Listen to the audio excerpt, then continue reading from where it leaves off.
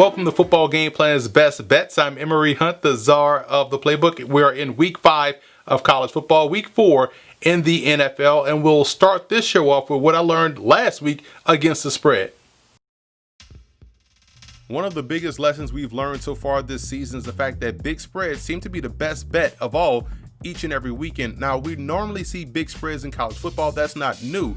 But this year in particular, these big spreads, teams are more likely to cover. So you're seeing these guys cover these huge spreads out there on Saturday. Now on Sunday, where we don't normally see double-digit spreads, it's become more commonplace to see it because of the pandemic football that we're in.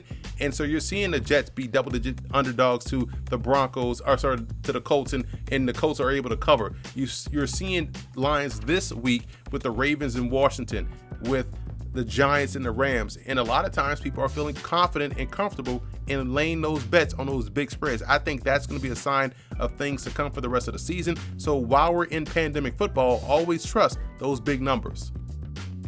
As we approach this weekend of football, let's take a look at some of my favorite prop bets heading into the weekend in both college and the NFL. I look toward the Washington-Baltimore game. This prop bet makes sense to me.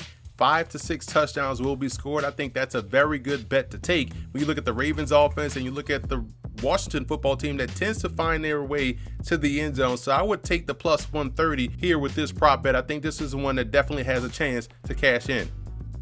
At plus 230, I look to the Detroit Lions New Orleans Saints game, and I do think the Lions, with their offense, they do have some weapons, and I think they'll come out firing on all cylinders. Now, whether or not that carries over to the end of the game is a different question, but for them to score a touchdown first, I like the plus 230 here in that Lions Saints game. And at minus 115, I go to the Colts Bears game, and Nick Foles throwing under 231.5 yards passing in the ball game. I think the Colts defense is very strong at all 3 levels. I think they will do a great job in collapsing that pocket around Foles and really making it difficult for him to find those targets deeper down the field. It will probably be a lot of short to intermediate throws, but over 231.5 yards passing, I'm going to take the under. And let's just move right into some of my best bets for the NFL Week 4 schedule. Bills traveling to the Raiders, where the Bills are 3-point favorites. I do like the Bills in this game, so lay those points with Buffalo. The reason why, continuity along the offensive line. They're healthy. They're playing great defense. Their secondary can communicate, so they will do a good job of shutting down the Raiders' passing game, in my opinion. And offensively, Josh Allen is playing MVP level football, so I think they will go on the road and take care of business against Las Vegas.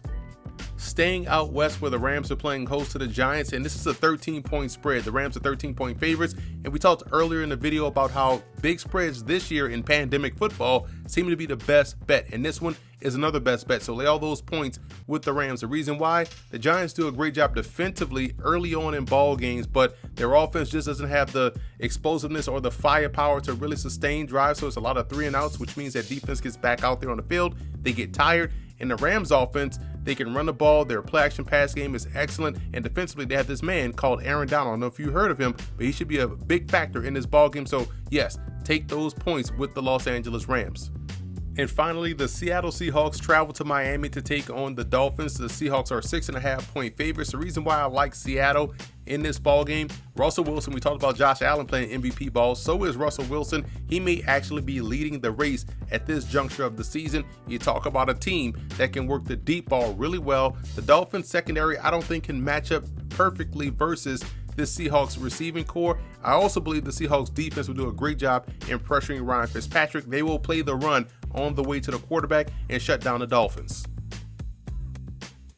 Now let's move over to the college game, where Georgia Southern travels to Monroe, Louisiana to take on the Warhawks, and Georgia Southern's option attack gave the Cajuns problems last week. Now they go and face a UL Monroe team that has struggled versus the run. They played a triple option team in Army and they didn't do fairly well. And this time, this offense for Georgia Southern, I think, is more of one of your dangerous types of option because they have the element of throwing the football. So it's a 20-point spread.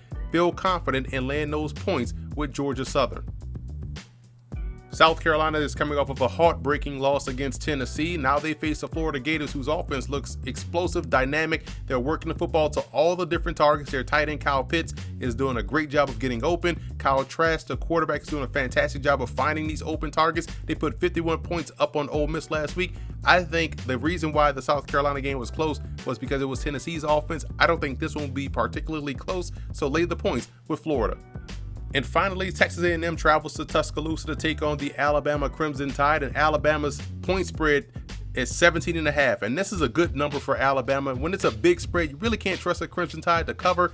This one, I think they will cover because the defense of Alabama will be in the grill of Kellen Mond all game long. Vanderbilt gave that Aggie offense problems. They struggled to move the football consistently against Vanderbilt. They will struggle to move the football consistently against Alabama. Plus, the offense of the Crimson Tide looks to be in mid-season form. I'm trusting Alabama, so I'm laying all those 17.5 points with the Tide.